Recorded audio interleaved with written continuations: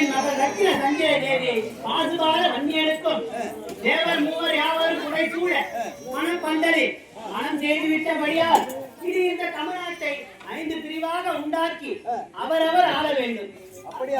அது எப்படி என்றால், இந்த ஜம்புகோச்சிவரம் தலைநகராக அதை சூழ்ந்த வரப்பாகிய நாட்டை பாசுபாத வன்னியனுக்கும், காஞ்சியை தலைநகராக்கி அதை சூழ்ந்த வரப்பாகிய நாட்டை நீலகண்ட வன்னியனும், அரியலூரை தலைநகராக்கி அதை சூழ்ந்த வரப்பாகிய நாட்டை வஜ்ரபாகு வன்னியனும், சிதம்பரத்தை தலைநகராக கொண்டு அதை சூழ்ந்த வரப்பாகிய நாட்டை கங்காபால வன்னியனும், சிவபுரியை தலைநகராக்கி அதனை சாம்பவ வன்னியனும் ஆண்டு வரும்படிக்கு ஆசீர்வதித்தேன்.